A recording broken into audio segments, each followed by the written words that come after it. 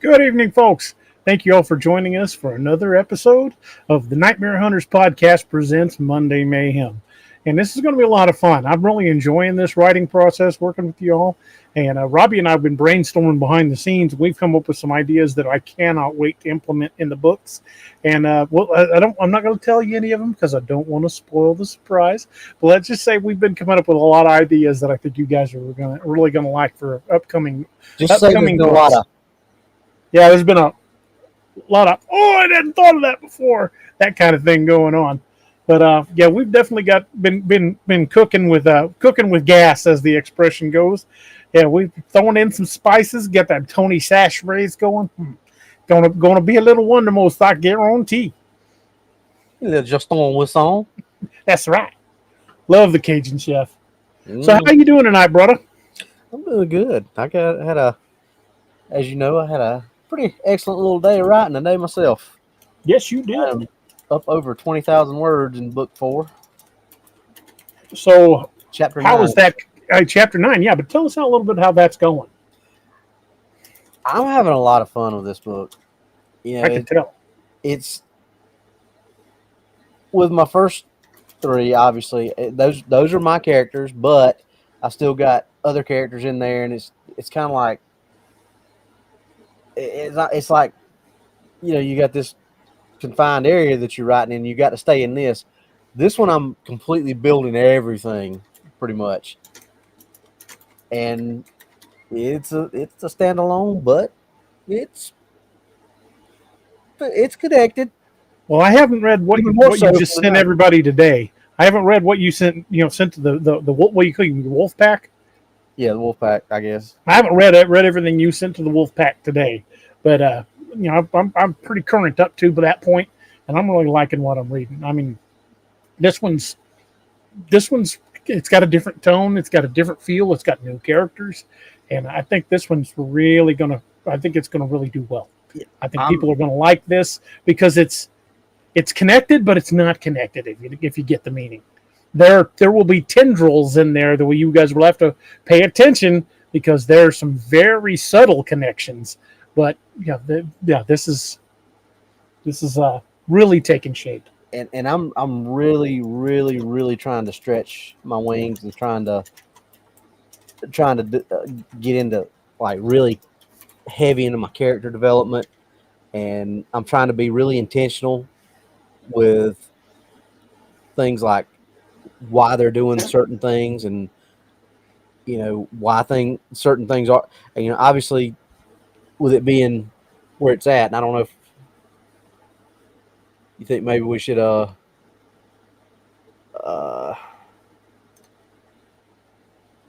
you think we should tell them where it's located or situated or anything, or you think we should leave that for? That's up to you. If you want to give them a little Oh, taste, a little taste, let's or just as I asked Carly if he wants a little snacky snack. let's just say this one is not modern, and it's been fun writing that. Where they can't rely, and when I say it's further back than Dark Frontiers. It's a good bit further back than Dark Frontiers. Yeah, but there's still those little tendrils and tie-ins, Yep, there is.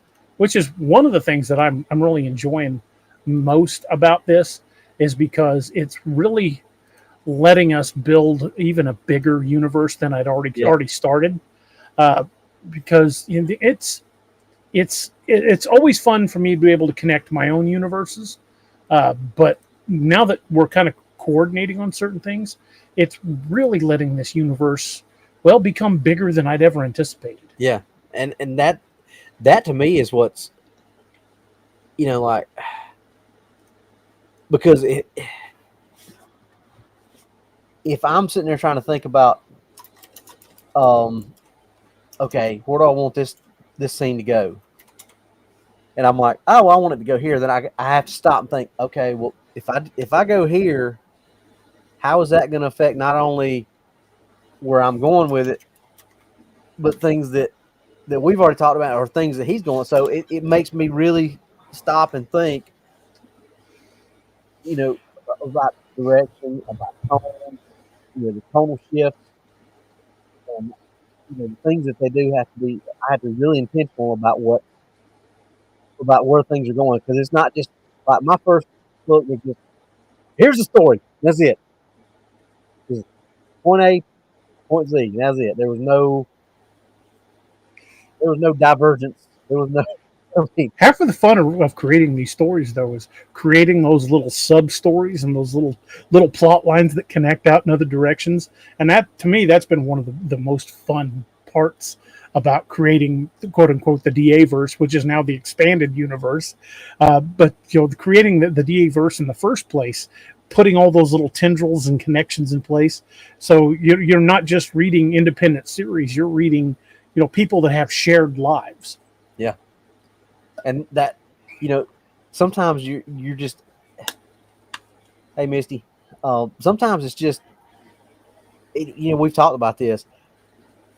I'm trying to be intentional about this, but sometimes I guess I'm so ingrained in what you've written that it's subconsciously I'm not thinking about it. So I'll write something and not think about it until me and you talk, and you're like, "Oh, that ties in perfectly." I'm like, "Oh, I wasn't even trying to, but okay, cool."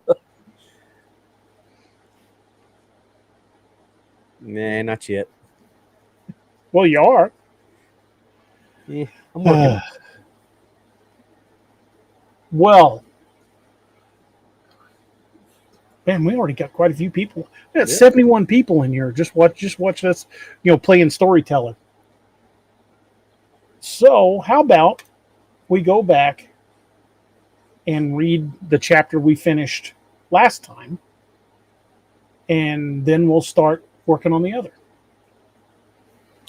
Sounds good to me. All right. Well, let me split my screen.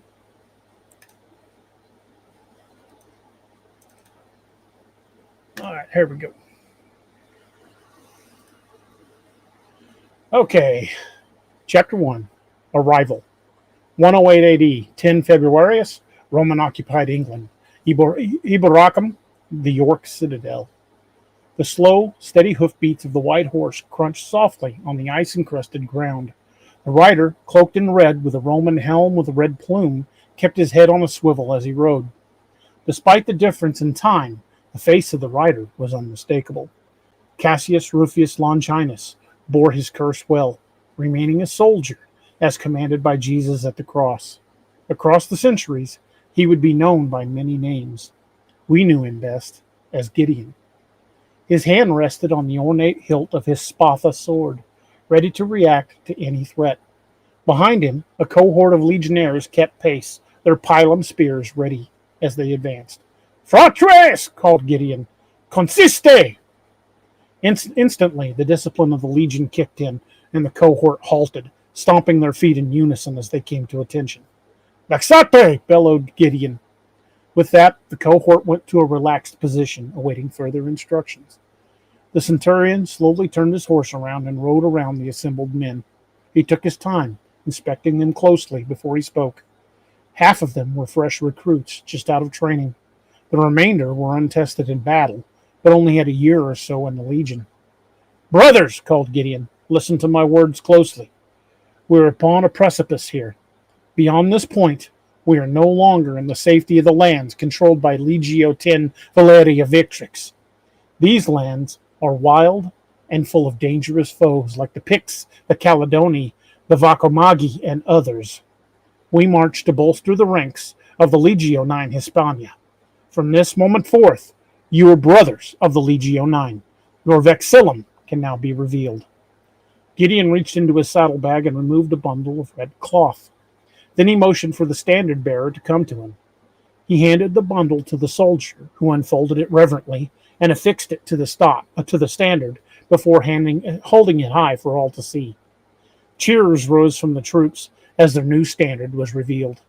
They were no longer nameless recruits. They were the 9th cohort of Legio IX Hispania. "When we resume our march," said Gideon, "you march into history, your names indelibly inscribed in the hallowed rolls of the Roman legion." "Roma Victrix!" roared the soldiers in unison. "Amat Victoria Caram!" shouted Gideon. "Victory favors the prepared. Commit that to memory, one and all. For once we reach the fortress, battle will be a constant companion. The cohort shouted their approval, and Gideon signaled for them to continue their march. They set out at a brisk pace, with their new standard flying in the chilly morning breeze. The cohort kept their pilum spears gripped tightly, while their other arms held their scutum shields in perfect precision. These recruits seem to have learned their lessons well, thought Gideon. Perhaps they will succeed where their brothers have failed in this cold, accursed land. He continued to scan the area, looking for any signs of trouble, but their march was uneventful. Just after midday, he caught sight of the fortress in the distance. Although construction of the fortifications were still in progress, he was impressed with the work that had been done so far. A short while later, they marched through the large wooden gates and into the courtyard of the Eboracum citadel. He brought his cohort to a stop in the middle and slowly dismounted from his horse. A servant ran out and took the reins, leading the horse to the stables. Before Gideon could address his men, 2 other senior officers joined them. From their helms and armor, he knew they were both well placed in the legion, although he didn't know their faces. Centurion Quintus Tiberius Lucius, reporting as ordered, said Gideon. He crisply gave the Roman salute, smashing his gauntleted fist into his breastplate. I'm Primus Pilus of the Legio 9, said the first man, Crixus Manius Antonius. May I present the Legatus Legionis, Marcellus Septimus Augustus. Welcome to the Legio 9 Hispania. After the salutes were exchanged, the men all exchanged warriors' handshakes, and before dismissing the cohort to put away their gear and claim their bunks in the barracks. Gideon watched them go before turning back to the senior officers. Well, Quintus, said the Legatus Legionis, how are they? I can see you have combat experience, but this cohort has not been blooded. They have discipline, answered Gideon, but it remains to see if it will hold in combat. Well, we'll find out soon enough, said Crixus. The Caledoni have been raiding settlements all along the North Road. There's a fight brewing. I can feel it in my knees. All 3 men chuckled at the old soldier's joke. After several campaigns, most of them had bad knees from forced marches and intense battles.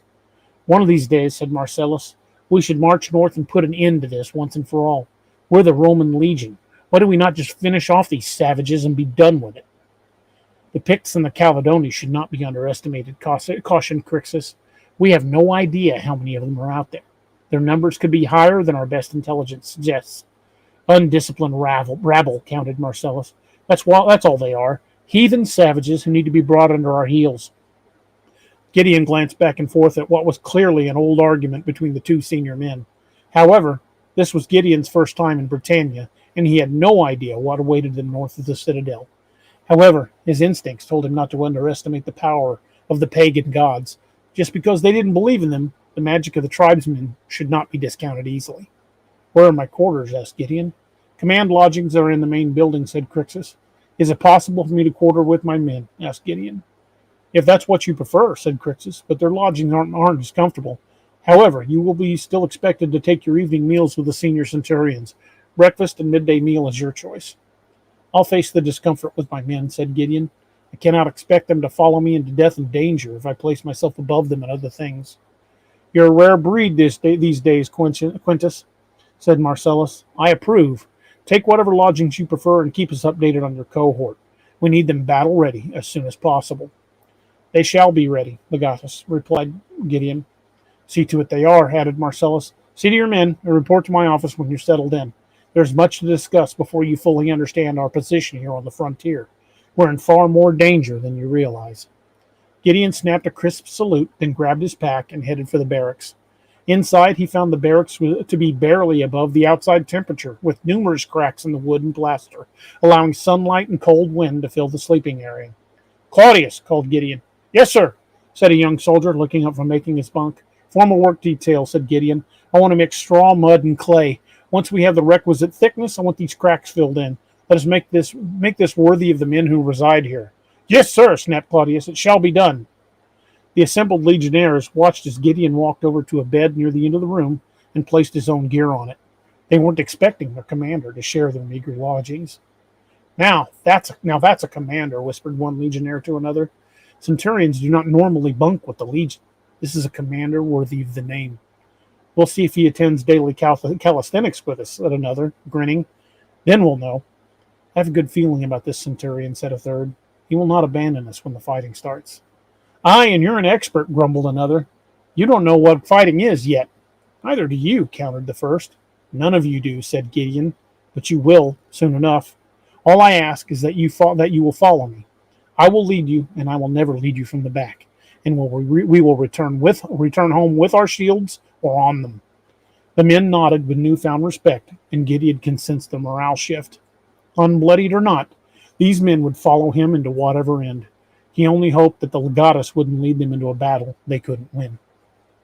And that is where we're going to be starting Chapter 2, Bloodied and Unbroken. So, what do you guys think so far? You know, you guys have all been in on the process. So how should we start out Bloodied and Unbroken? They're going to get in a fight, obviously. That's going to happen. Should it be the Caledoni? Should it be one of the other tribes? Should it be the Picts? Or something else entirely? All right, let's see. Because I've got an image to share that, well, you guys, it might give us a little bit of inspiration. See if I can find it. I'm going to have to stop sharing. Miss Moon says, Picts painted blue. Picts painted blue. And yes, they were. But I want to share this image with you guys before I go on, because this one just kind of struck me. And I thought it was really kind of inspiring. Karen Ellsworth says internal conflict to allow more character development.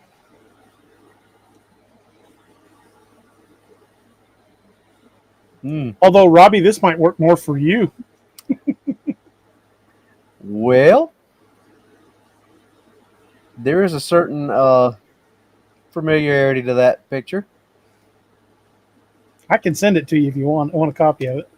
Yeah, why not? Who knows? That might be handy someday.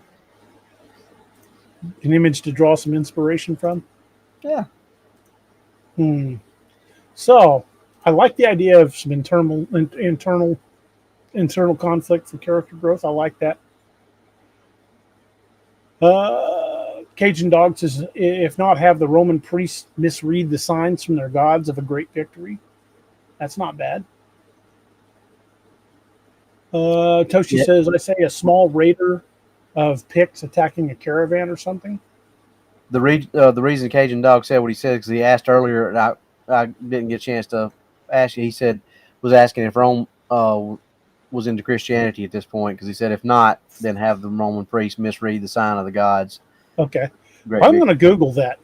I don't know. I can't remember which emperor converted them to Christianity. Well, we know that Christ had already been crucified at this point, because if not, Gideon wouldn't be where he was at. So, but that doesn't mean that Rome had been converted at that point.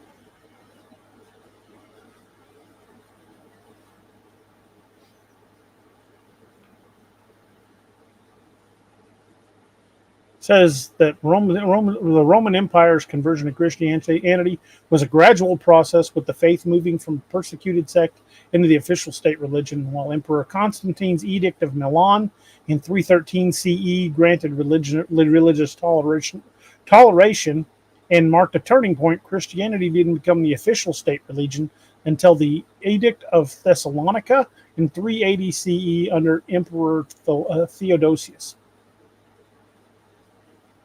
So in 108 AD, they wouldn't have been. There would have been people who practiced Christianity, but they wouldn't have been a Christian nation at that point. Right.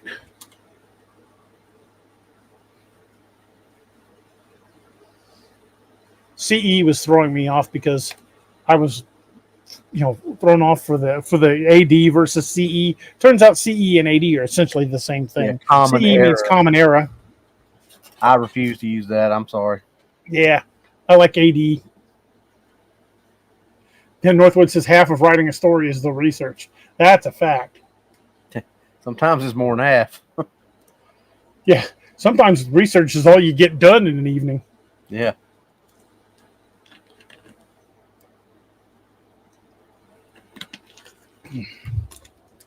House So, in the house.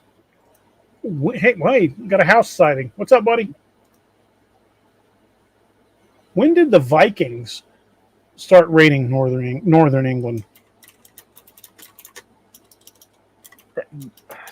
It seems like you can just about pick a year back then, and the Vikings were raiding somebody.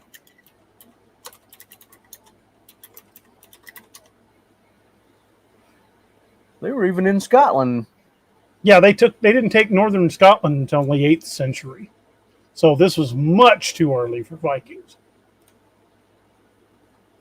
Although they were around at the time, they they didn't play a key role in this.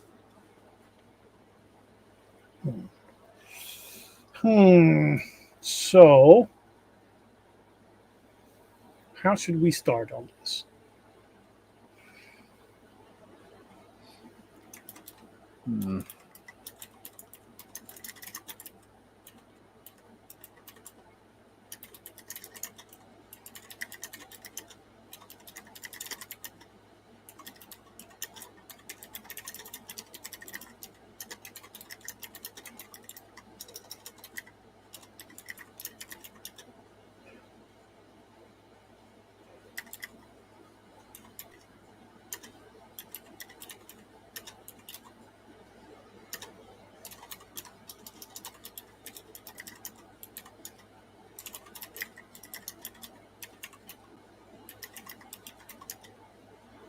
I know I spelled that wrong.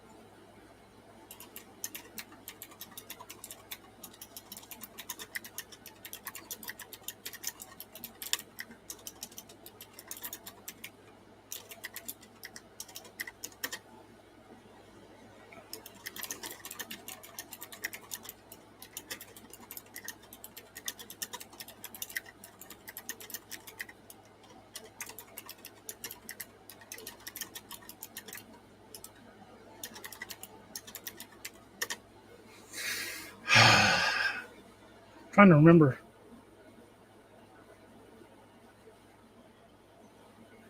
Who was the Roman god of battle? Was it Mars? Mars, the bringer of war.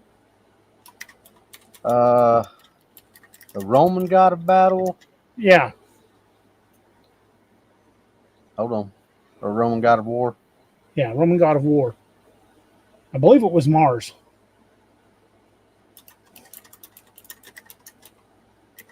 Yep, Mars.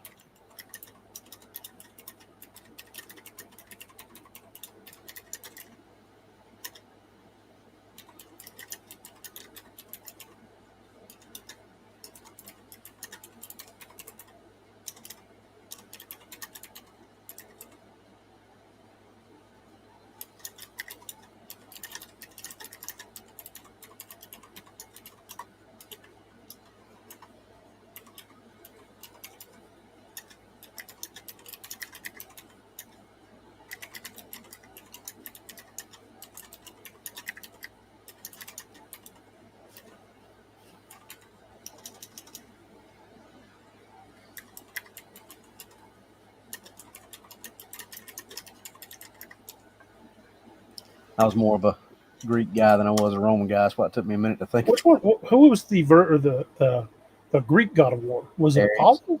Ares. That's right. I don't know why I couldn't think of that, but Apollo was the sun god. that's right. I think I'm going to move the Nightmare Hunters logo over to the side. Yeah. It's kind of sticking over part of that. Okay. Hey, Toshi, thanks. Jeff popped in. God of War, Mars, Cajun Dog. Yep, Yeah. Mars. Yep. Thank you, guys. Yeah, guys, make sure you hit that like button. So, okay. Hmm. Hmm.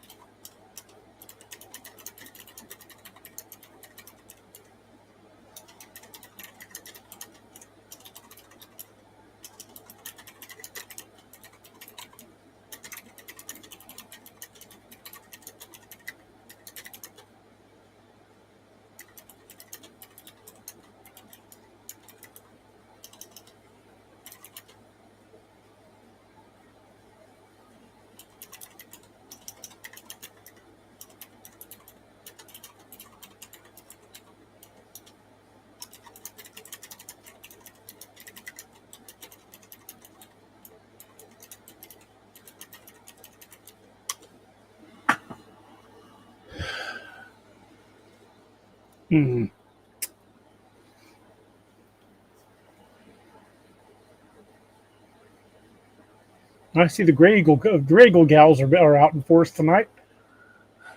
Yep. They're here. Ah. So, should I follow my own doctrine of when in doubt, start a fight? Yeah.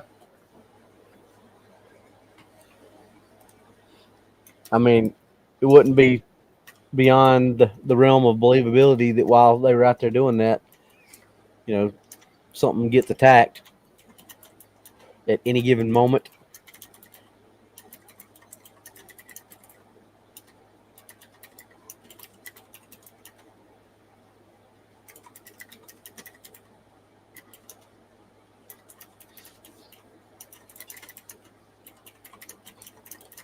Karen Ellsworth has a good question for you. It's kind of a poignant one. What's that? She said, I wonder how Gideon's profound experience at the cross changed his inner monologue, serving besides his brothers of a different faith. Because He that's may have been what helped convert the Roman Empire. But at this point, it would be too early to try to convert it. Yep.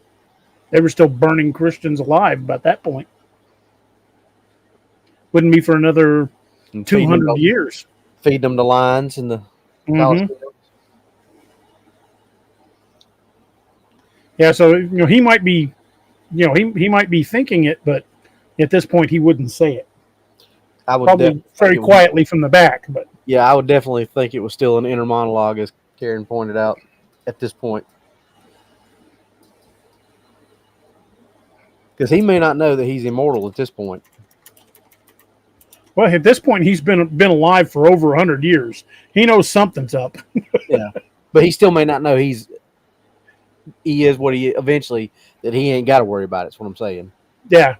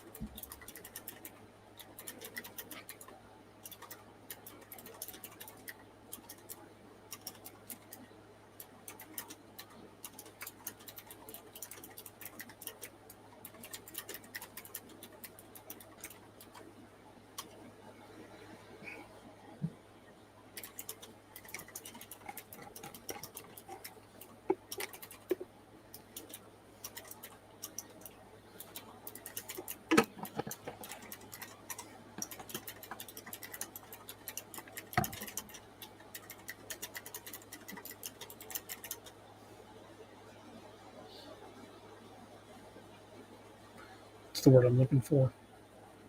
These guys also training gear, the wagon, and running for the running for the hills. No, Um,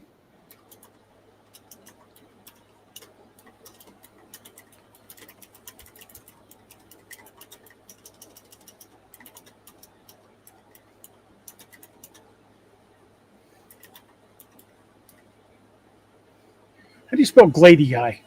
What's the plural of gladius? you know what? I don't I know. think it's gladii, but I'm gonna have to Google it. I shall consult the Googles.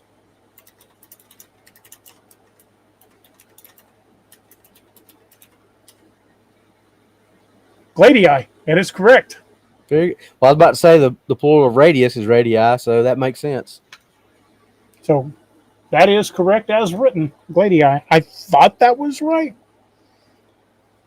And Barry, now I've got to keep up with the chat. I can't read as he's typing because I've got to keep up with questions that are coming in when he asks or answers when he asks questions. So.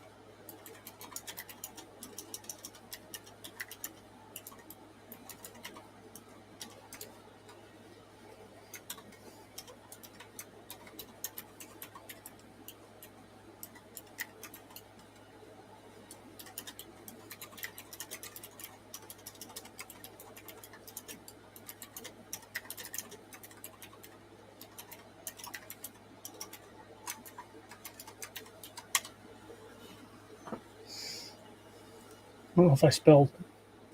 Hold on. Let me look up the commands. I found my list of commands. So we're in good shape.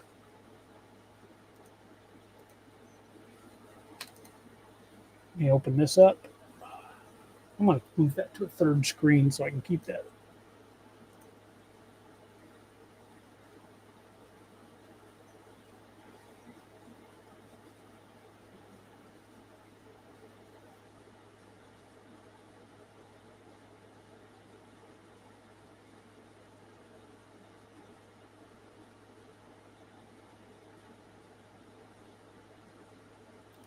Okay.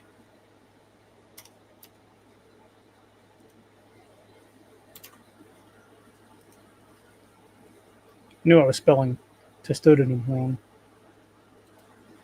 Oh yeah, of course. Yeah, I knew you were But, spelling it wrong too. Didn't even know what it meant there for a second. in Latin, it means turtle. The testudo is a turtle. And that's when they lock their shields together and form that dome.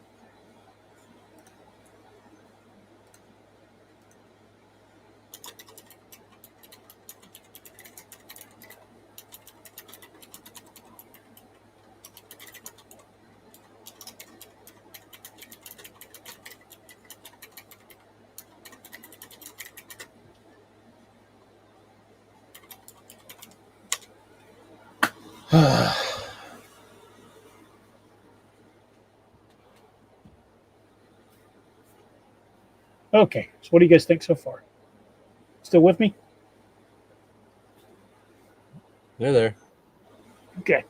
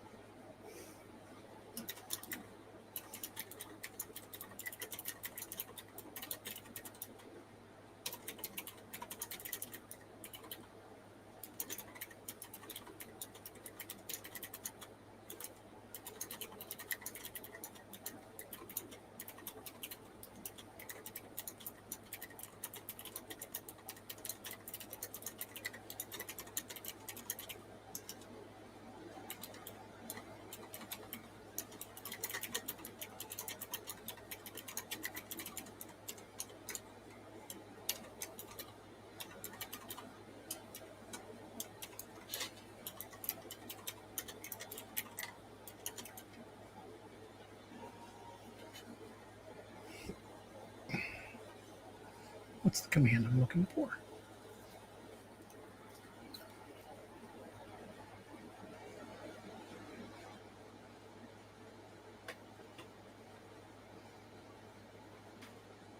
You about to do what I think you about to do. What do you think I'm about to do? Gideon about to take on the warlord by himself.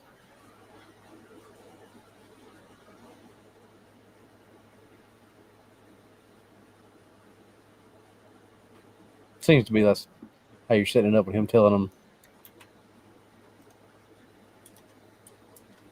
with his monologue and what he's telling him to do so far.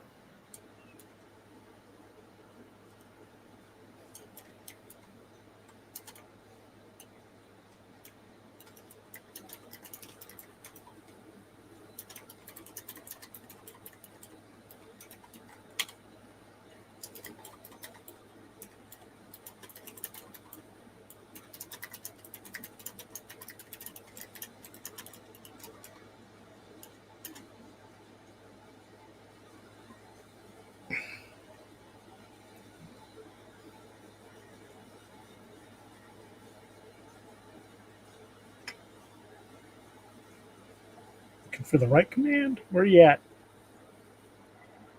Okay, there we go.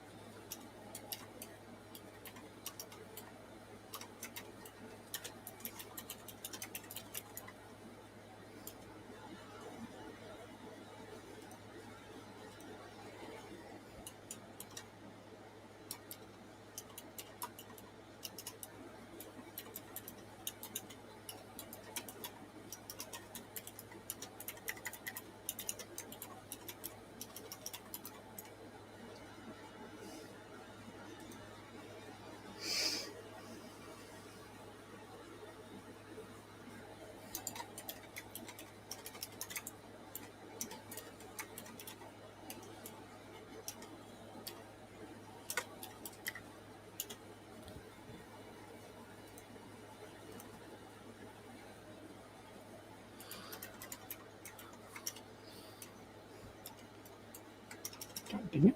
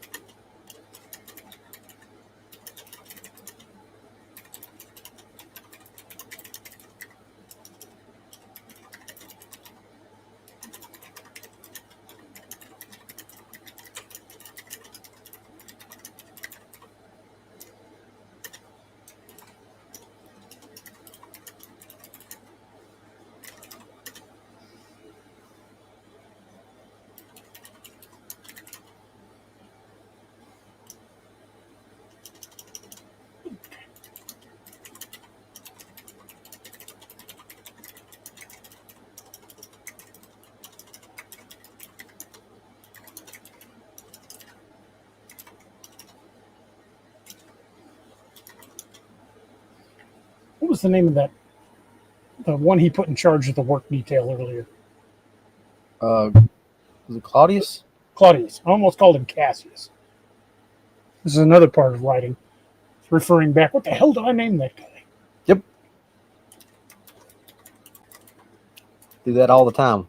Who the hell did I put doing what? What was that guy's name again?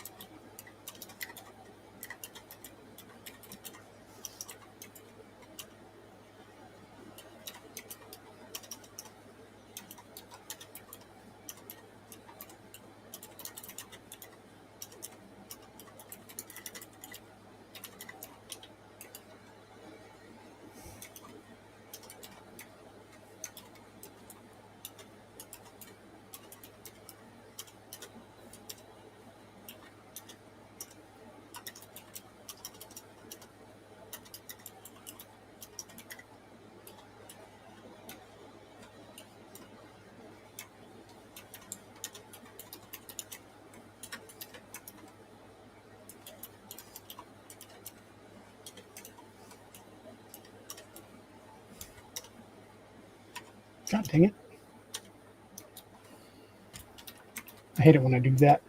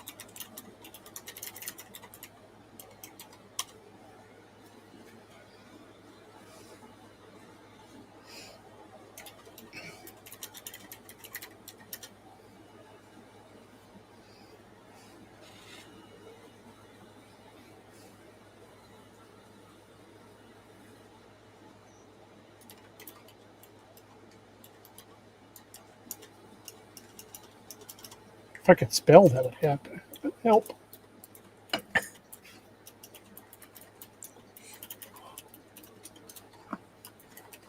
Yeah, I used to think I could spell good till I started writing. And spell check said otherwise.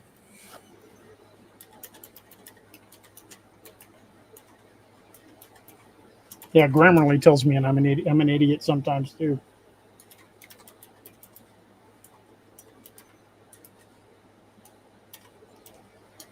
But depending on who you listen to, one of them says I know what I'm doing, the other one says I don't, because they argue back and forth between themselves all the time. Grammarly tells you to change it one way, you change it, then spell check comes right back around along behind it, says no, change it back to this way. I'm like, you two make up your damn mind.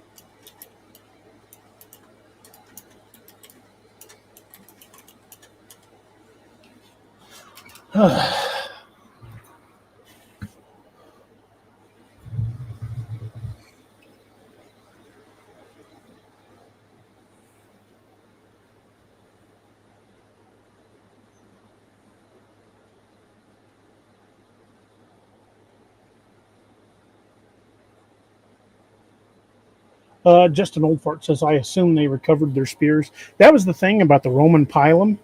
It was never meant to be used twice. It had a wooden shaft, but the front 18 inches or so were made out of soft iron that had basically just been poured for that purpose. And they were designed that way so when they would hit, the weight of the wooden handle would bend the actual metal part, so it couldn't be thrown back at them. They could recover the wooden part and just screw a new one into it, but for the most part, they just went back and got a new one. Once the pilum had been thrown, it was kind of useless because it was almost impossible to straighten that back to the way it was once it hit a shield or hit armor or hit anything.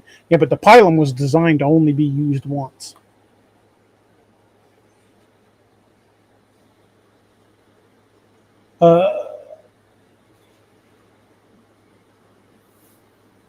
Hey, Mike. Thanks for being here, buddy. Oh, that was a brief but good fight scene. Yeah. I'm not quite done though.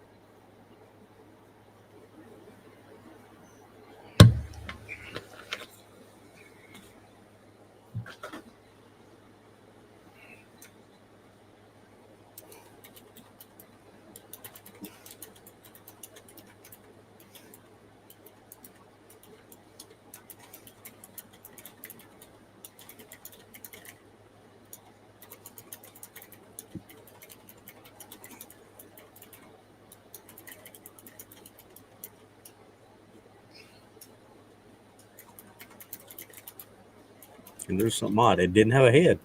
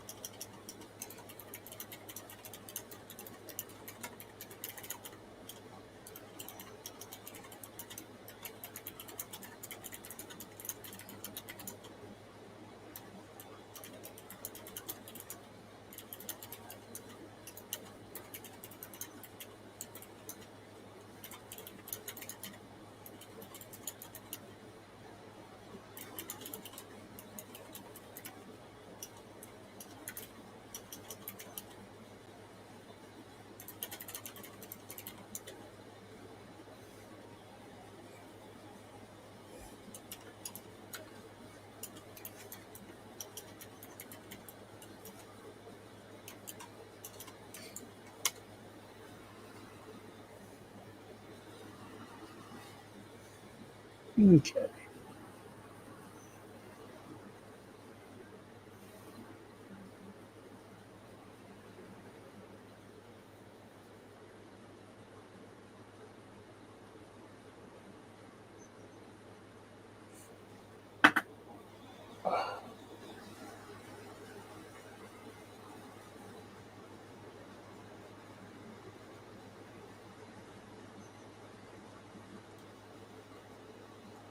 Hmm. That's a good question. They didn't. They was Gideon let them all run off. Remember? I didn't pursue him. Yep. He said let them run back and tell their brethren that we're ready for them.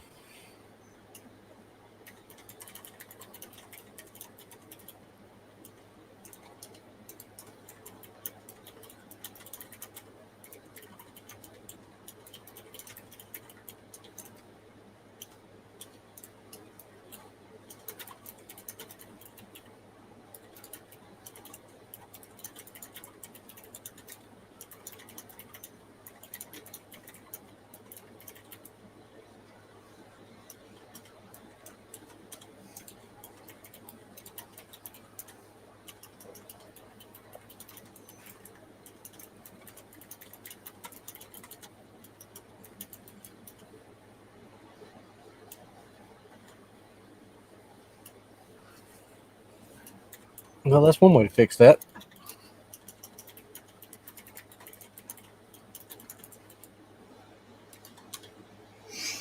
Yeah, we'll just add that detail in. Larry, that's a great suggestion. Thank you. They must have hit him directly in his plot armor. Now, if he held up his shield, the pylon could have punched through his arm and into a shoulder. He wouldn't be able to pull it out. They'd have to yank the pylon free, probably ruining the arm, or it could have got hit in the leg. Karen, the Roman Legion had surprisingly good medical care. The United States Army didn't have medical care that equaled what the Roman Legion had until World War One. They had field medics and pretty good ones. That's one of the things that I definitely researched. When I was doing Lost Legion, the sci-fi books, I read a lot on the Roman Legion, and I was genuinely surprised about how good the average Roman Legionnaires' medical care was. Yeah, it said that the United States Army didn't match the level of care provided by the Roman Legion until after World War One. So yeah, they've got battlefield medics and battlefield surgeons. Cajun dogs is medicus. What would they call a doctor? I don't know. Like I said, I'm not big on the Roman stuff. I was just never that interested in.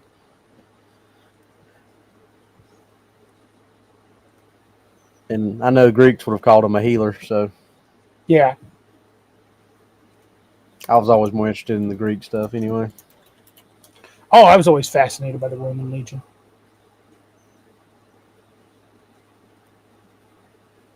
Okay.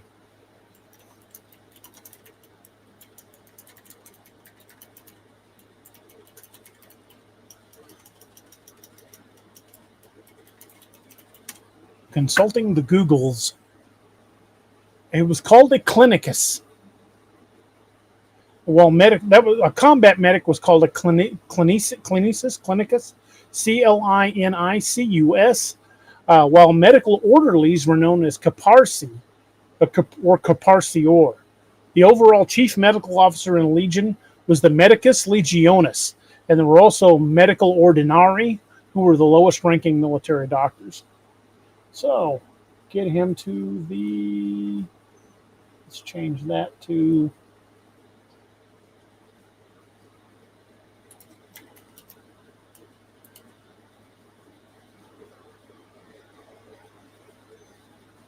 Well, you wouldn't want to take him to the ordinary doc because he might not survive. That sounds like one of them lowest lines. Medicus, Yeah. ordinary doctor. That's got GP. Is a Roman GP.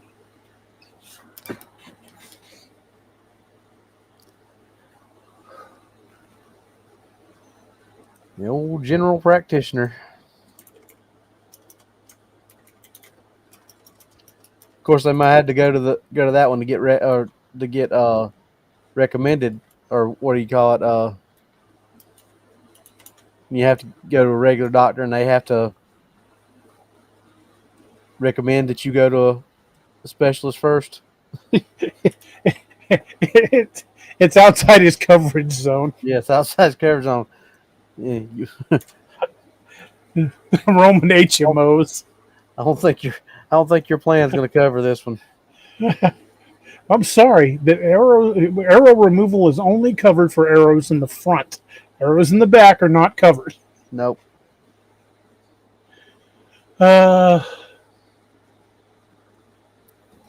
Sorry, we only cover pylons that were the shafts were made of pine. This one was made of oak. Sorry, you're out of luck.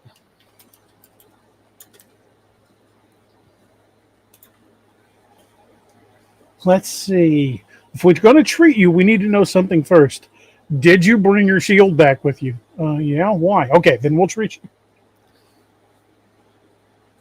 Had you dropped your shield, you was going to die. Yeah, they had to go to the general doctor first to get referred to the higher up doctors. Had to get a referral. Hey, he's just the ER doc. He doesn't really count. You got to see a specialist for this one. And of course, you know how medicine was back then. Give him some cocaine. Yep. Oh, he's got an arrow in him. Bring me the leeches. We need to do a little Larry blood. Berlin says. Maybe Doc can supply them a few med kits. Darkus Angelus. Pocketus Docus. Pocketus Docus. Actually, but in the Roman Legion, he'd have been about average height. Very good point. So he's not short. He's just a Roman. Or descended from one. Well, you know, that's a Things good. that make you go, You know, stranger things have happened. Yes, it has. You know, one of the things I enjoy about this is actually using the Roman phraseology, or, like orders of battle, like the testudo. Kind of like what I'm going through right now. Oh yeah. I'm enjoying that. Hey Wyatt, what's up, buddy? Jess C says, "Sorry, not covered by your PPO." I'm sorry, you haven't met the deductible. What they use? What was their? Good night, AI Nanny. Thank you for being here. Now, what was that? What was their main source of money? What was their? Was it? Were they the denarii? That's what I was thinking, but I wasn't sure. Cajun Dog's been on it all night. What was their main form of currency? You'd not met your 350 denarii deductible. Used to.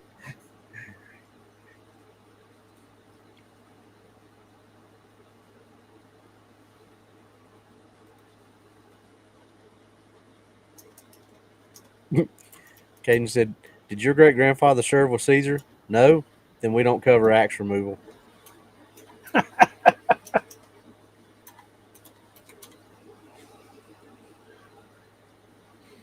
Okay, in 108 AD, the standard Roman silver coin was the denarius. So yeah, gold coins were called auri, A-U-R-E-I, which makes sense because AU is the symbol for gold on the periodic chart. Yep.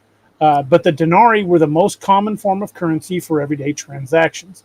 Emperor Trajan's reign, 98 AD through 117 AD, saw the minting of both denarii and sestertii, bronze or brass coins, featuring his image and allegorical figures. So they might have bronze, brass, silver, and even gold coins.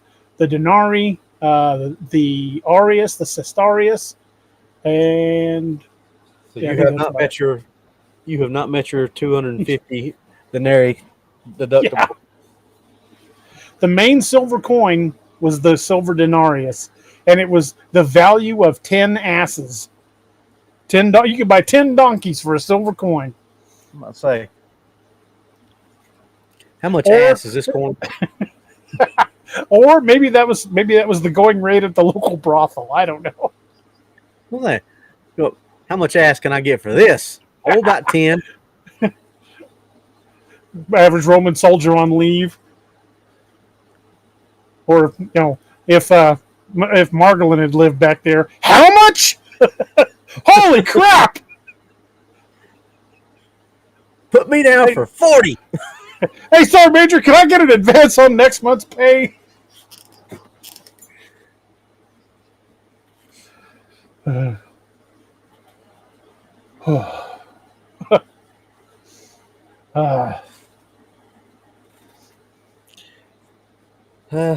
We aim to entertain, at least. Nothing else. If we can't serve as anything else, we can serve as a bad example. Cajun Dog says raspberry preserves. Oh. A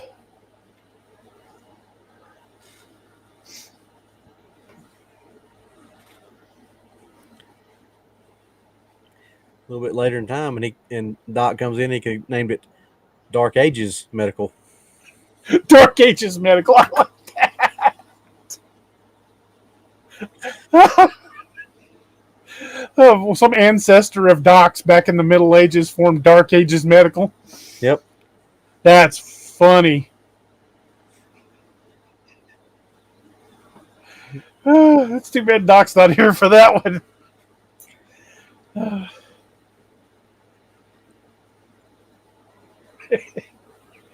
It's a canvas bag with some strips of cloth and a bowl of leeches in it. We're packing birthdays and bowls of leeches. That's right.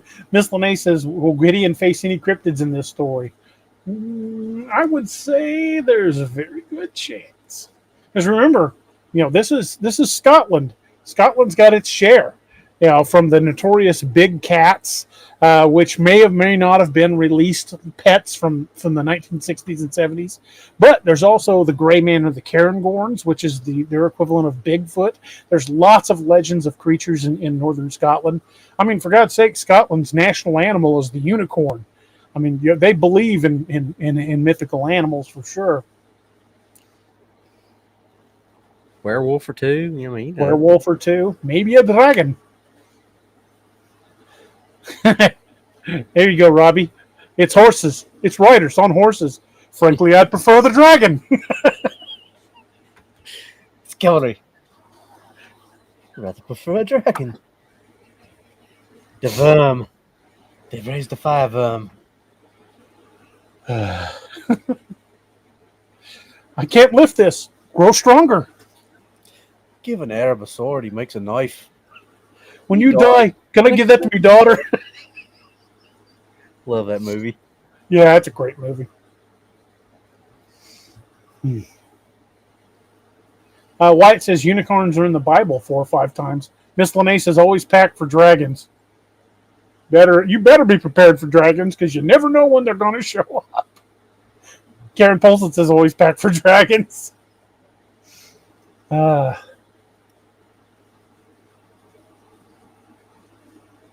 Hold on just a second. I'm looking for something real quick.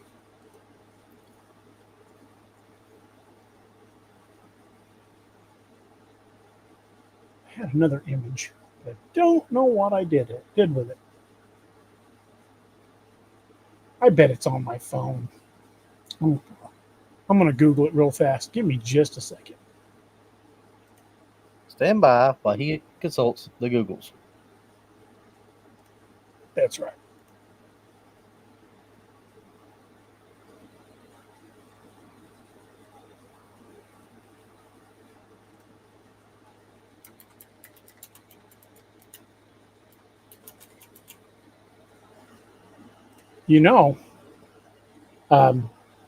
They couldn't consult the Googles back there.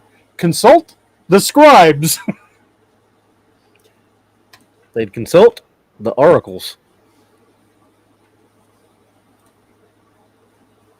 Yeah, consult the oracles. Okay, found the image I'm looking for. Let me bring it up. And Miss Lene, this is specifically for you because you asked. And you're awesome. So I'm going to have to stop sharing this screen and start sharing something else.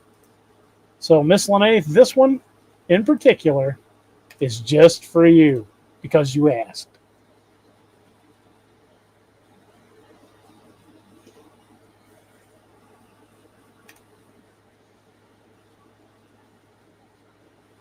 What you think of that?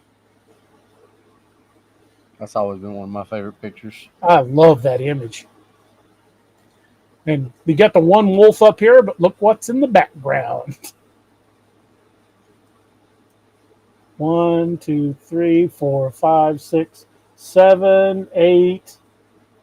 At least 8 more werewolves that are easy to see. Probably more hidden. Probably a few up in the trees, too, that you just don't see. Yeah, probably. And this one is wearing talismans. Let's go close on him. He's wearing talismans and blue paint. What does that indicate? He's a pictish werewolf. Things that make you go, All right, then. There you go, Miss Lene. That's for you. Instead of the Blue Man Group, he's the Blue Wolf Group. The Blue Wolf Group. There we go.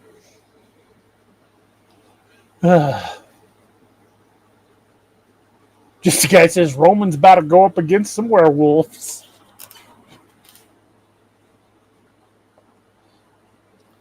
Well, They are in Scotland. Robbie, I just thought of something. This is 108 AD. Mm-hmm. Maybe this is when they met.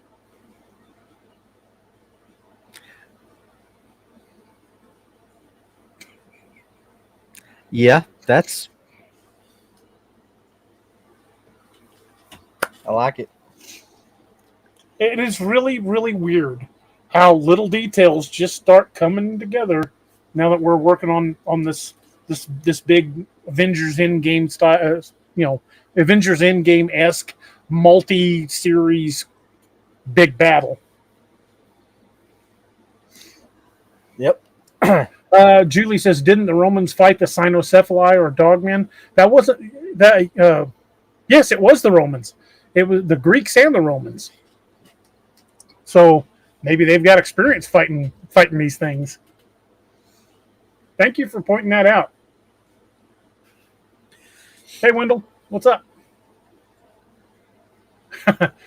Cajun Dog says, "Wonder how many of them Romans wish TP was invented." Have you guys ever heard about Roman public toilets? And if you haven't, just watch Gladiator Blood and Sand, and you'll see a good representation of how they did it. They had these, it was like a room just full of crappers, and next to each one was a sponge on a stick in briny water. And you would rinse that sponge out, then wipe your ass with that briny sponge and stick it back in that bucket of water for the next guy to use. That's okay. I'll just hold it. Yeah, yep. I'll wait till I'm out in the woods and can grab a squirrel. What did the bear say to the rabbit? You have a problem with fur sticking or shit sticking to your fur? No, not really. Good.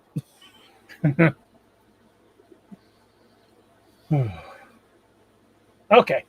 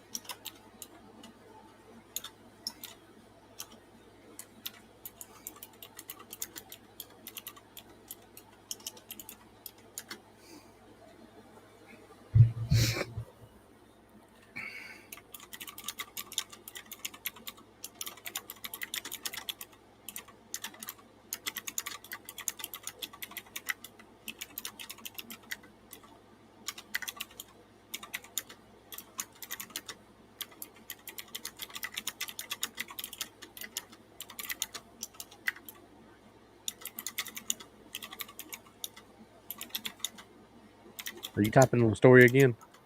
Oh, you guys can't see it, can you? I didn't put it back up. I was reading the chat and I was going through the chat and I was like, sorry, I was just.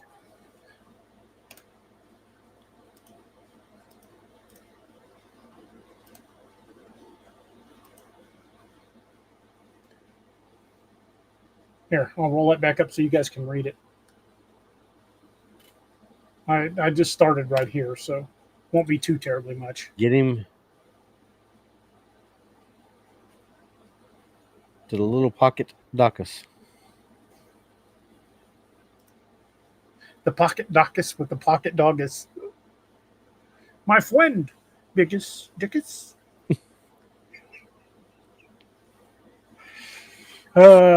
Sorry, Monty Python warped me at a young age. We always devolve into the Monty Python stuff. Oh, shall I form to the fore? Oh yes, form to the fore, form to the fore.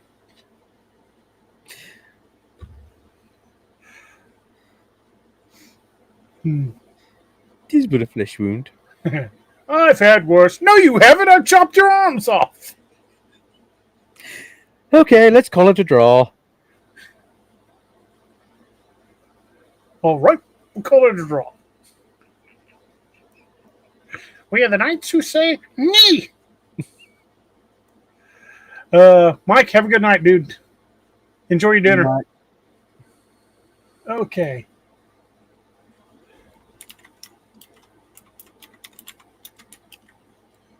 Undo. Dang it.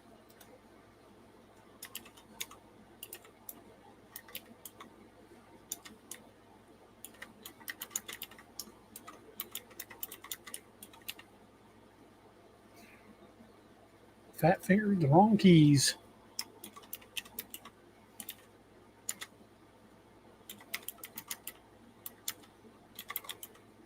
I fought in your general direction. That's right. I blow my nose at you. You wiper of other people's bottoms.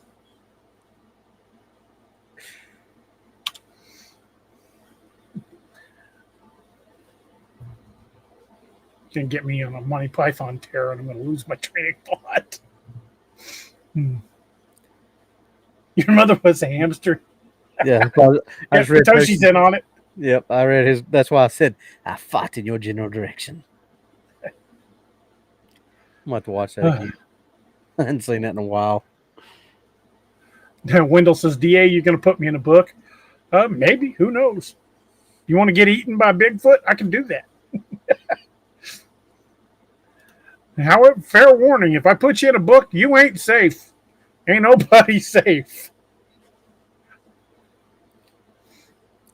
Bigfoot goes after the guy with the camera taking pictures of people. Sorry, Wendell, I had to. Because Bigfoot ain't getting windled.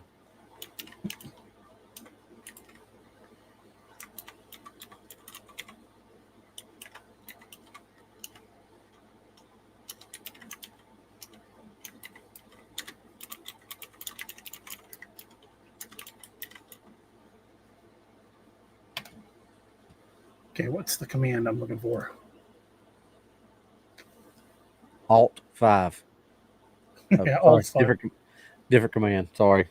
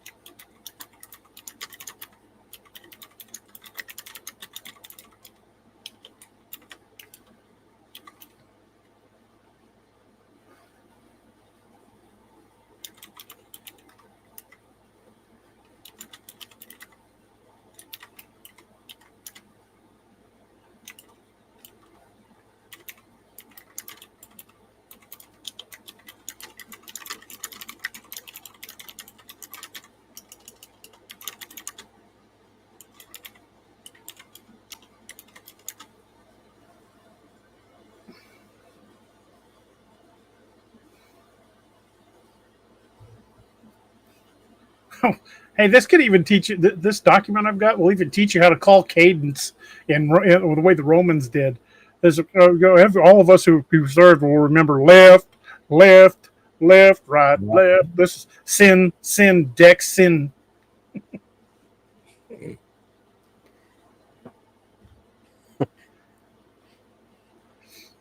Wendell said I windled one Saturday night.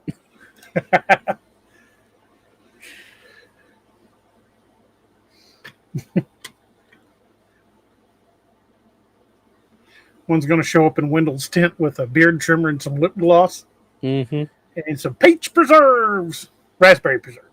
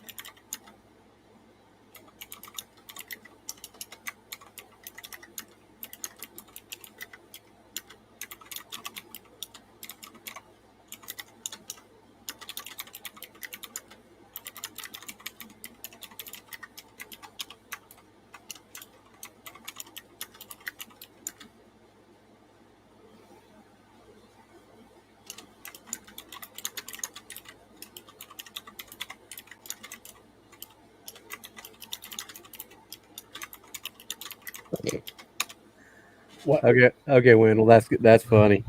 I What like did that. Wendell say? Yeah, I'll send it to you. Richie says, "So how far did we get tonight in the story?" Well, we're still kind of going. I mean, it's not 10 o'clock yet. We got about 25 minutes.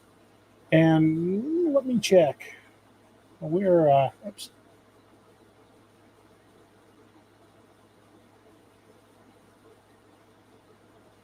So started on beginning of page 12. We've done 4 solid pages. That's not bad.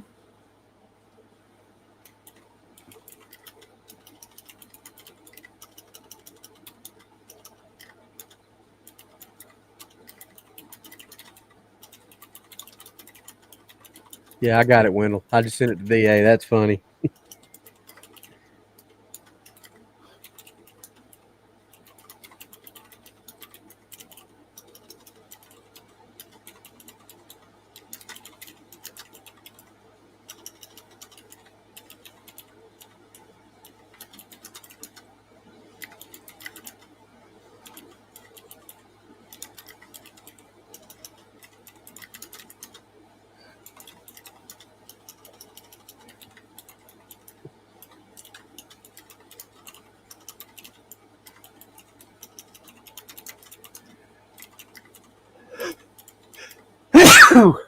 Bless you.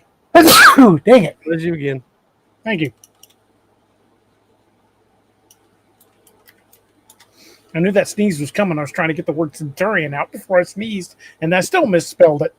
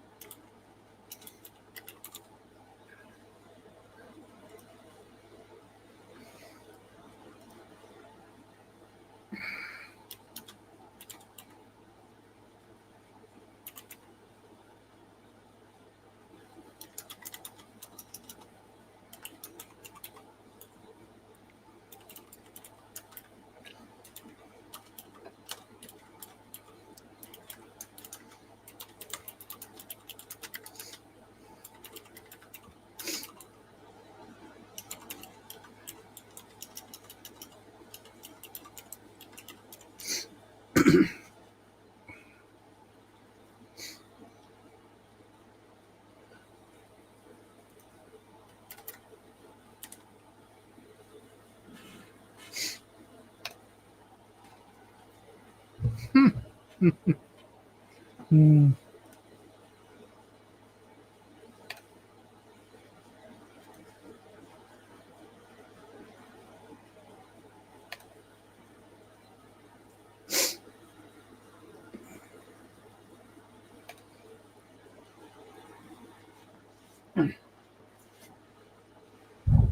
Okay.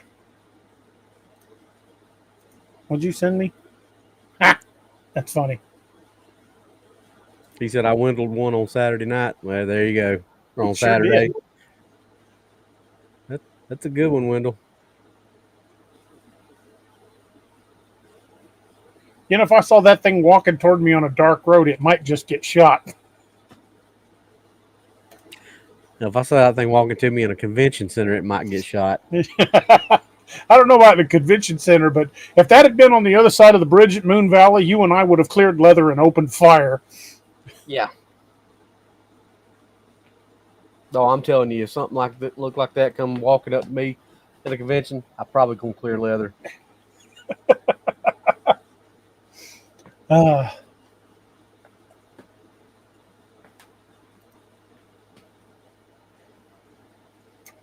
Yes, you definitely windled one.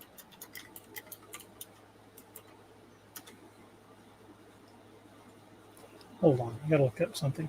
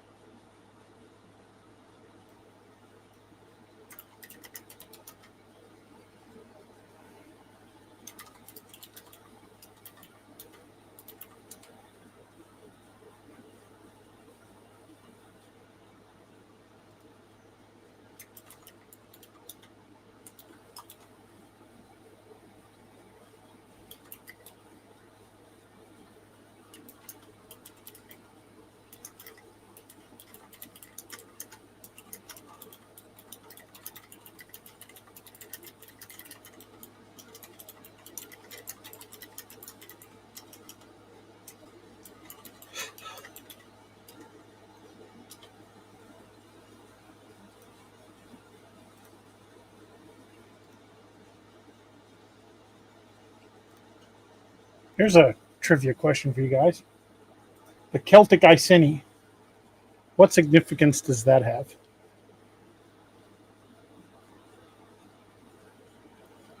What was the question again? I was reading. The Celtic tribe, the Iceni, Iceni. What's the significance of the Iceni? Richie, yes, I would definitely use that belt-fed gun. That may show up in the book.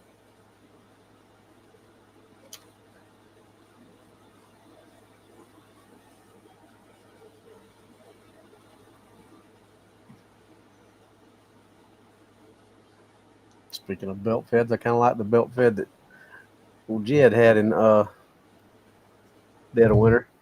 Yep, that's going to make another appearance.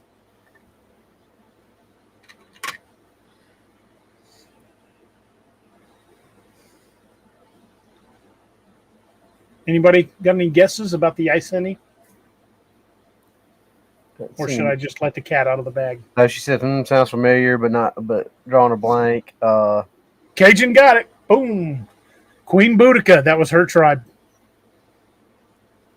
Cajun's been on it tonight, I'm telling you.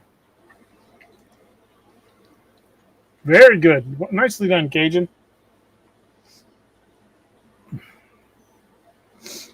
Well, Boudica at this point was dead, but her daughters were still around. She died in, I think it was 63 AD. 61 AD. I was close.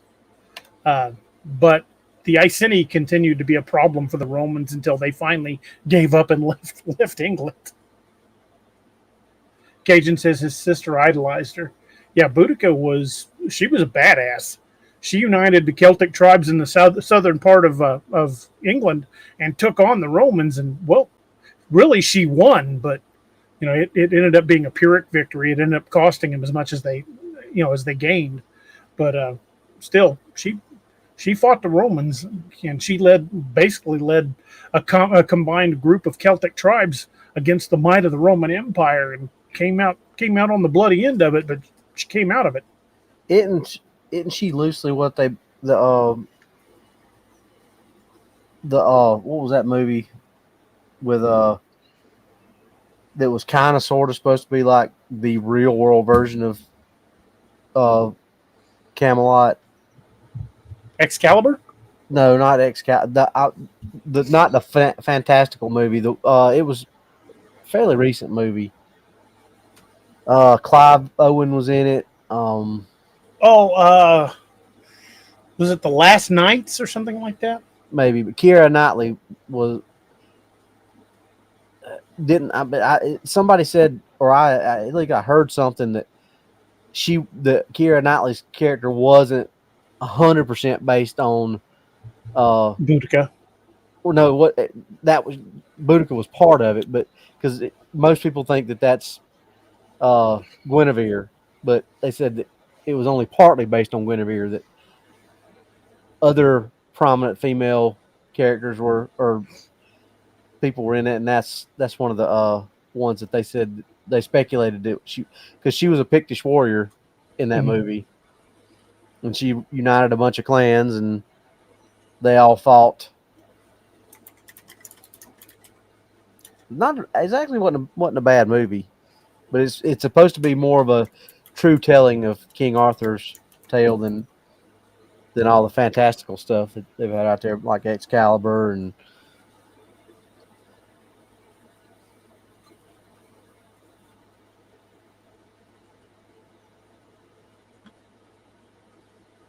Okay, the Romans didn't leave Britain until 383, so 270 years roughly from when this story's taking place.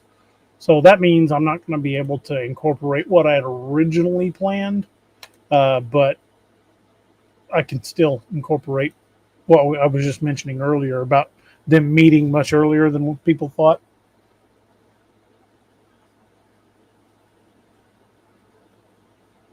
Well,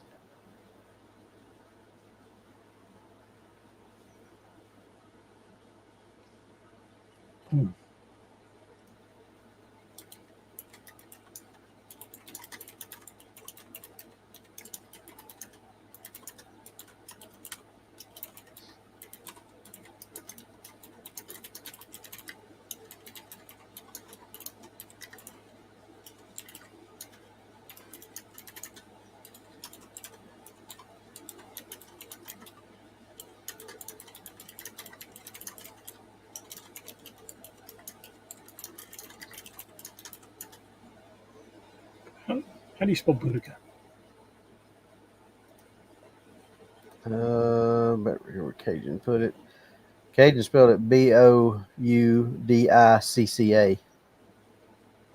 Let me see if that's correct. Uh, According to the Googles, it's Boudica.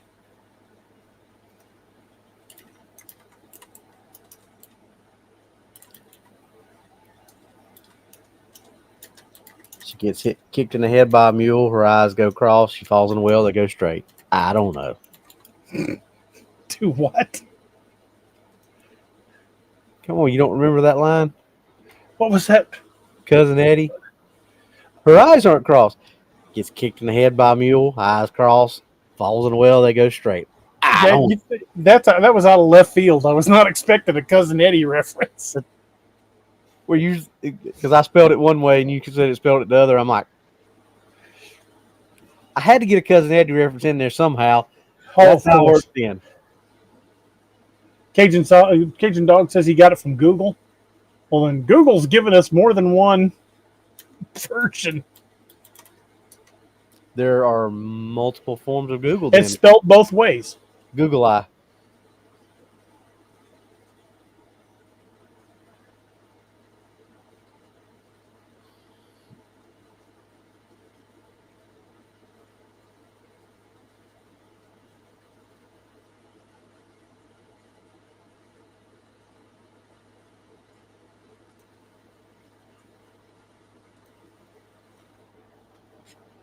Cajun. I mean, it says, Really "Are you nice. surprised?" No, not Really really. nice white. Really nice. So Google says it's spelled both ways. So what do you guys think? Boudica with one C or with two? I'll go either way. Doesn't matter to me. It's between Google and the Googles. Apparently, is what Kevin says. That's the difference between Google and the Googles. Yep. What do you guys think? One C or two? Jess says 1C. Cajun dog, because I just called it the Kilt Queen.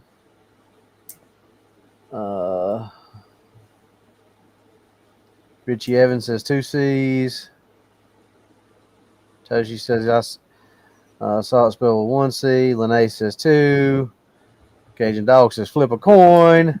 Flip a coin. Toss a coin to your witcher.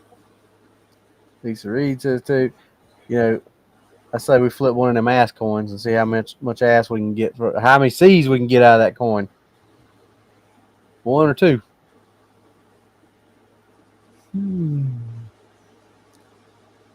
Roxanne says DA pick. Toshi said, "Oh, Valley of Plenty." That's a great song. But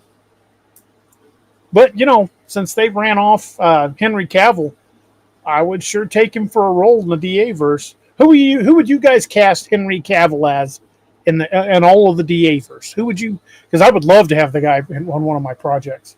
Flip a Roman coin. Well, if I had a Roman coin, I'd flip one.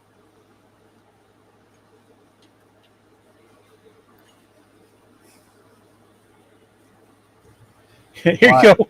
We'll throw a Sig P320 in the air. If it goes off, it's 1C. If it doesn't, it's 2. I don't have a Sig P320 though, so. Wyatt says Henry Cavill for Gideon. I don't. Ooh. I think somebody Gideon to me, I think needs to be somebody more grizzled. Yeah.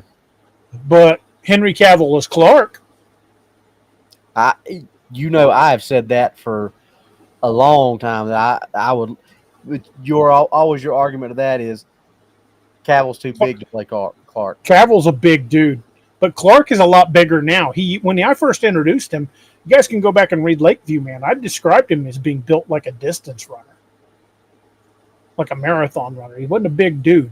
Most special forces guys I knew were the guys that would just go unnoticed in a crowd. Most of those guys looked like they could take off at a good steady jog and keep it up all day. White says Clark would be good. Oh, Toshi, he'd be a good Clark.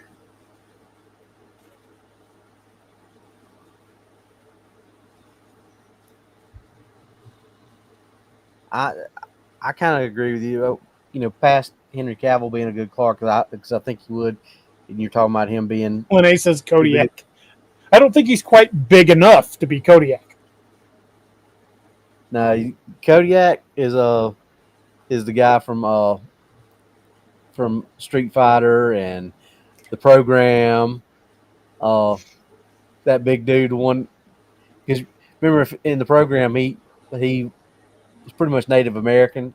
Mm-hmm. I can see that dude playing Kodiak. I can see that too. He's big. I can't think of his name, but it's Daniel something, I think.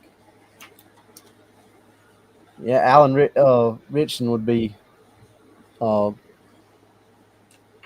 for Kodiak. He's a big dude. Yeah, but he's blonde and pale. Have you seen the newest season of Reacher? I think I kind of stopped watching it when he did all his little stupid stuff. Yeah. Well, Annette and I have watched the first 2 seasons, so we watched the third. He fights a guy on that in that season. There's a dude that makes him look tiny. The guy's like 7'4" or something like that. They call him the Danish Giant, and he is a monster. But he would be a good Kodiak, but he really doesn't look Native American. He's just massive. Well, I mean, if you just go get big dudes that can act. The Mountain? Yeah, I was about to say you got Hafthor Bjornsson or Nathan Jones. Are there any Native American pro wrestlers? Yeah, but none of them are that big. The biggest one I can think of recently or in recent times is Tatanka. He's he's massive enough, thick enough, but he's just not tall enough. Tatanka was only like maybe 6'1", 6'2", somewhere around there, but he was a big dude.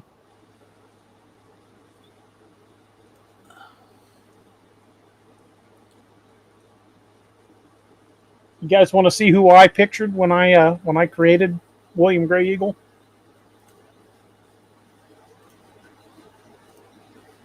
Robbie's going to appreciate this. This is when I write William Gray Eagle. This is who I picture in my head. Maybe a little more jacked.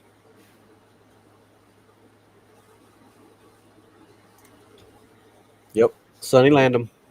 Yep, that to me in my brain that's William Gray Eagle. Of course, Sonny passed away a few years ago, but yeah, he's very intense, and Gray Eagle can be very intense when he wants to be. Yeah, Wendell said Chief Wahoo McDaniel. Wahoo was big, but he was big in a different way.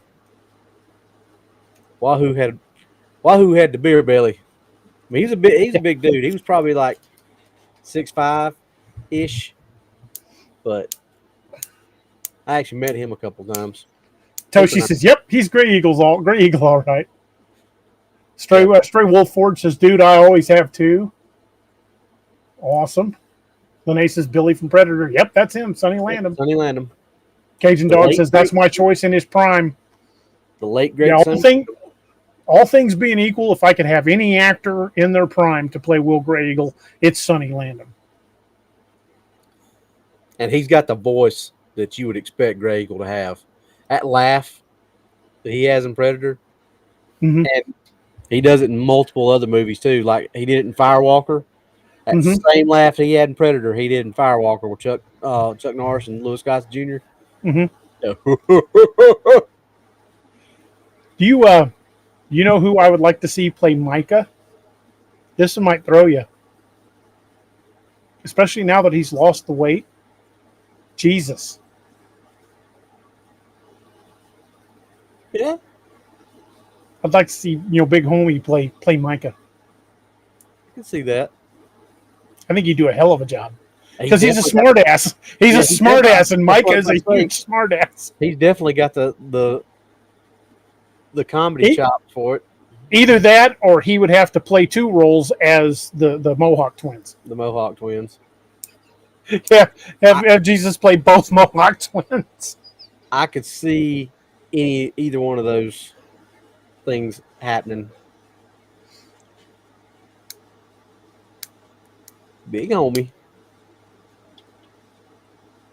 Yeah, if we ever get lottery money, or if Netflix says, "Hey, we want to make your books into a movie," yeah, I'm going to definitely give him Jesus' name. I'm like, "Hey, this is the guy I want for this role." Although there is a picture of Jesus and his twin brother.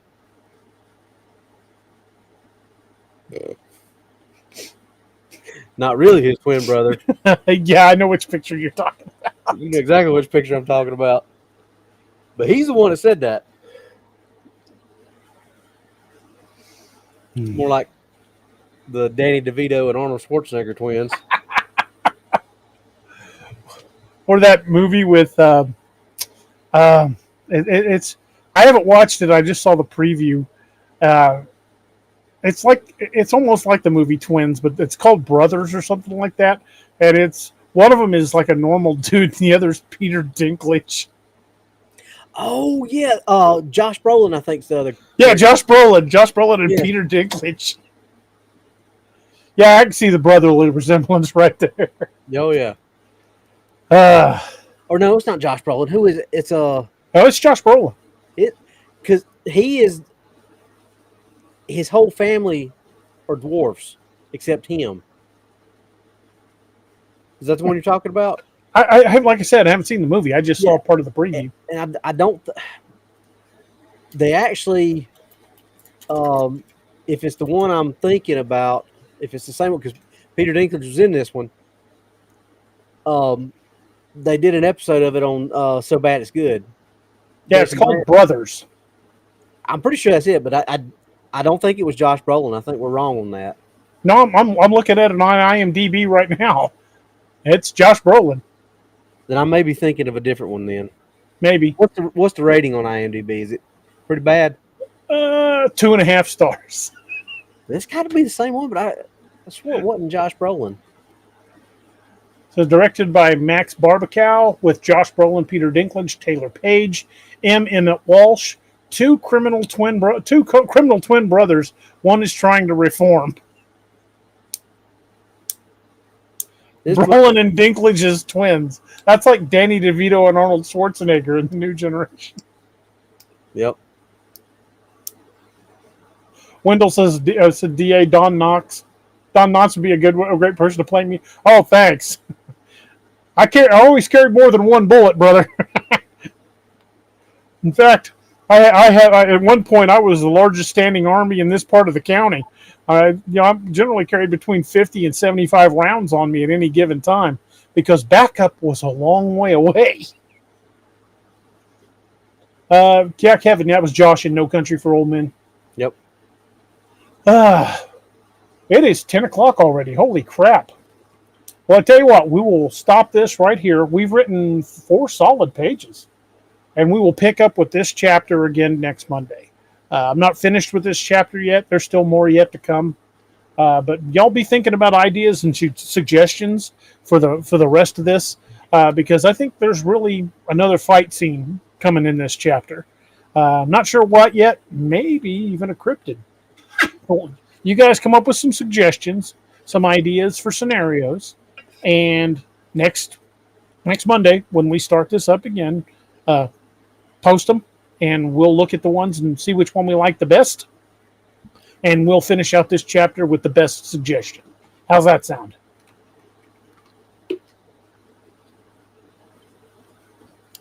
Sounds good to me. I like it. Nobody's commented yet, but we are a few seconds behind.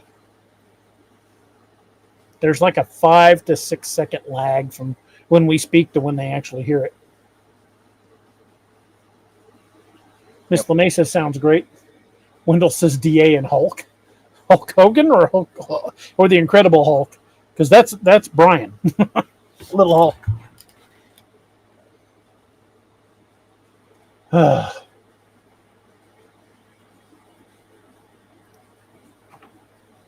Alrighty. Well, then, so we will plan on picking this up on next Monday. Like I said, you guys come up with some suggestions, possible ideas, a scenario, Gideon fights a werewolf, or the ninth cohort has to face another enemy, or whatever you guys think sounds good to finish out this chapter. Because I usually do between 10 and 12 pages for a chapter, so we got plenty of room left in this chapter. So. Wendell says the Incredible Hulk fighting DA. I'd get my ass whooped. Yeah, in my prime, no, I still wouldn't have held my own. I like to think I would have, but I like to think a lot of things, but that don't mean it's true. Yeah, I don't think I could even slowed him down. Oh, there we go. Wyatt says Gideon takes down a werewolf in front of his men. Wyatt, hang on to that idea for next week because I will likely forget it. But ideas like that are perfect. So we're looking to play with between 6 and 8 pages. So come up with more ideas like that. Make a note, and we will.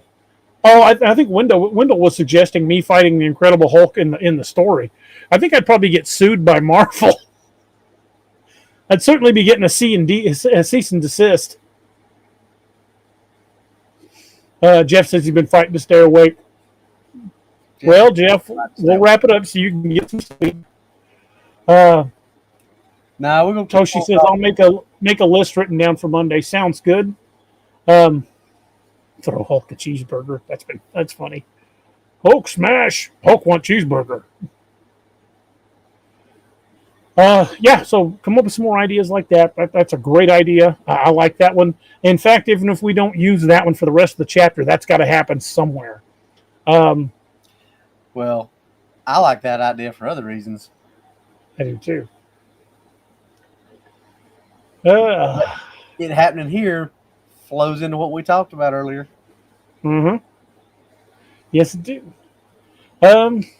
Miss Lene, thank you. You too.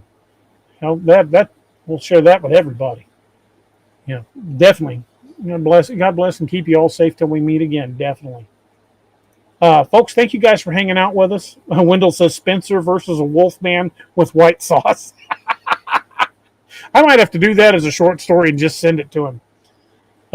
Just a standalone short story. Him getting chased by a werewolf that's chasing him with a jar of Alabama white sauce.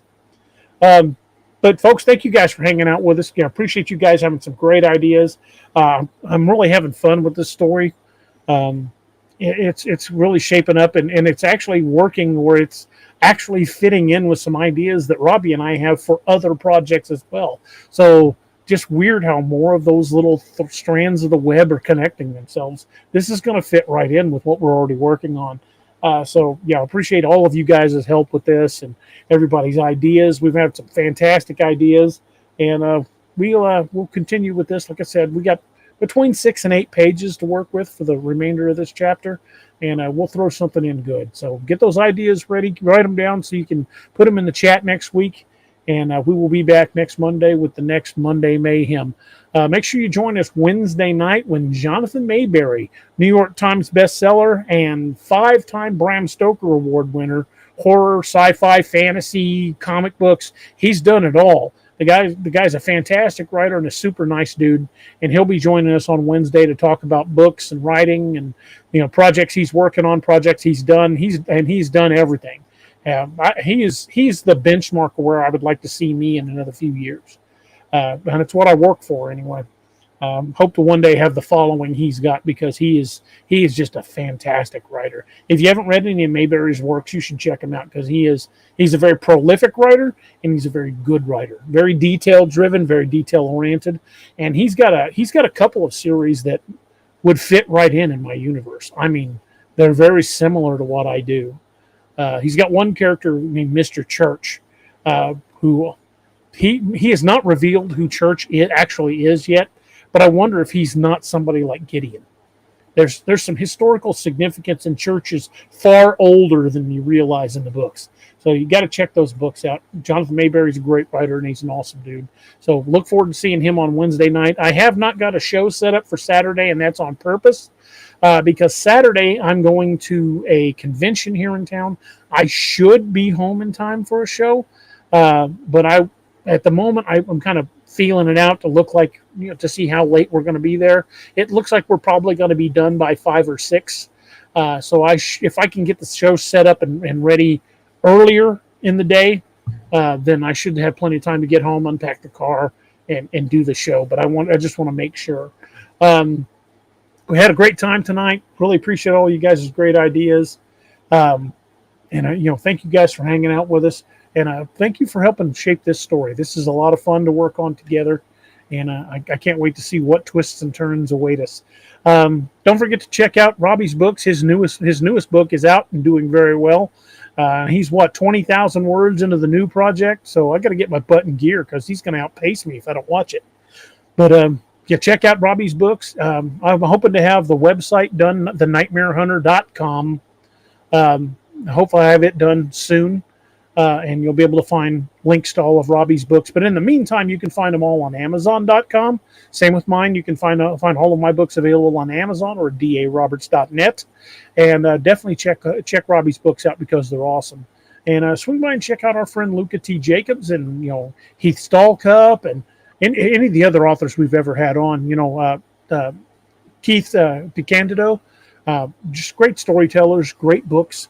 And going to keep you busy while you're waiting for me and Robbie to put out another one. Yep. And Paramedic says, "Isn't DA going to speaker at the Richmond conference?" No, I just found out about the Richmond conference today. They haven't reached out to me, and I didn't reach out to them. Like I said, I just found out about it today. If you know anybody that has anything to do with the Richmond conference, tell them to reach out. I'd love to come up there. That's not that far of a drive for me. But we will be in Ohio in October. We will be in Ohio in October, and I've also got a convention here in Springfield in October, the Ozark Mountain Bigfoot Conference. So you guys want to be, if you're going to be in the area, come see me. Book your tickets for the VIP meet and greet on Friday. Saturday's the convention, and then the camping trip is Sunday through Wednesday. So definitely, go to the Eventbrite and find those links. Look up Ozark Mountain Bigfoot Conference and get your tickets. Same thing with Spirit of the Forest. Is it Spirit of the Forest or Spirit of the Woods? I can never get it right. You got it right this time. Spirit of the Forest in Ohio. Book your tickets. Come see me and Robbie. Robbie's going to have a whole passel of new gear. We're going to have books on the table. This year, Robbie's going to have books on the table. Last year, he didn't have a book out. Now he's got 3. He'll probably have 4 by the time we get there. I'm pretty sure 4 will be out by the time we get. And I'm hoping 37 and maybe even 38 for me will be out and available by then. So we'll. Paramedics is the one I saw you on. Yeah, that's right. We met at the Ozark Mountain Bigfoot Conference 2 years ago down in Ozark. Definitely be marking your calendars for those, because if they're anywhere near you, we'd love to have you come by, check us out, check out some of the stuff we've got, and love to hear your stories and sit and chat with you folks. Because to me, that's the best part of convention. It's not just about going and selling books and patches and stuff. To me, it's about meeting folks and networking and getting to know people. And last year we got to know C. Wayne Tothero. We met the guys from what's their channel called? American Whiskey. Met those guys. They're great dudes. We met a lot of cool folks at the Ozark. We met Casey and his wife Angel. We met Kevin. We got to hang out with a lot of really cool folks, and we're looking forward to doing it again. Wendell says he was at the Tennessee Wildman Convention Saturday. I wanted to go to that, but this was not a good month for us. No, I'll just leave it at that. But we didn't get to go to that. Wyatt, you're right. I love this community. There's a lot of great people, and we've met some great friends. People. If it hadn't been for the books and this channel, the show, I never would have met Robbie. And Robbie's one of my best friends. Him and Doc and Steve, those guys are family to me, and I never would have met them if it hadn't been for this journey. So that's one thing, that applies to Robbie's books. It applies to my books. It applies to Jonathan Mayberry's books. It applies to the books of every author out there. Writing is a journey that we take together, and thank each and every one of you for taking that journey with us, because as my tagline says, the end is only the beginning, and we are just getting started. So folks, thank you for hanging out with us. Don't forget to check out the 22 a Day Foundation. We lose 22 veterans a day to suicide, and that is 22 too many. And I think we can all agree to that. So reach out to your friends and family that are first responders, veterans in any capacity. Let them really think about them. Let them know you care, because you never know when that "Hey, are you okay?" text is what keeps them off the ledge that day, because some folks are just hanging on by their fingernails. We need to give them all the help we can. Check on your friends you think especially check on your friends you think don't need it, because sometimes those are the ones that need it the most. The people that I read something on Facebook and it really kind of hit hard. It said something along the lines of, I've never lied about things that have happened to me, but I have lied when I said I'm okay. And I've told that lie a number of times in my life as well, that I'm okay when I'm anything but. But honestly, I'm feeling pretty good right now. I'm in a pretty good headspace. I had a great night tonight. Had a good day today. I'm looking forward to getting some writing done. I get to hang out and chat with Robbie. I wish Doc could have been here, but this really isn't the format for all of us to hang out and talk, because we're kind of focused on the story. But hopefully we'll get Doc on Wednesday or Saturday night, and I just enjoy hanging out. I enjoy hanging out with everybody. Again, we enjoy hanging out with you guys. We enjoy sharing this kind of creativity with you guys. And this is a fun experience, because not only are you getting to see this thing from our side of things, from the storyteller side, you're actually getting to help shape the story, which I think is a very unique perspective. And I love doing this. And I'm really glad you guys are enjoying it. So, again, join us next week as we continue this chapter, and be with us on Wednesday night for Jonathan Mayberry, and Saturday night to be announced. But thank you guys, and if you guys are anywhere near the Springfield area, if you feel like coming into town, this coming Saturday at the Relics Convention Center, the same center where the Ozark Mountain Bigfoot Festival is going to be this year, at the Relics Convention Center is a convention called RubleCon. It's a one-day event. They have a lot of collectibles. If you like old toys, this is the place to go. I mean, they got some amazing old collectible toys, and it's not just just toys. There'll be comic books and all kinds of stuff. I'll be there with books and patches and hopefully get to hang out with some of y'all. So if you guys are in Springfield on Saturday, swing by RubleCon. We'd love to see you. I think admission's only like $5. It's really dirt cheap to get in. So come on out and see us, and we hope to see you there. And if not, we'll see you guys Wednesday and Saturday night. And we appreciate each and every one of you. And I'm going to close her out with a different toast, if I can find my jar. There it is. Got to get my water bottle. And this one we don't necessarily have to remove our hats for, because this is more of a camaraderie show. And we use a different toast. And I will close her out with it because I'm pretty sure Robbie hasn't committed it to memory yet.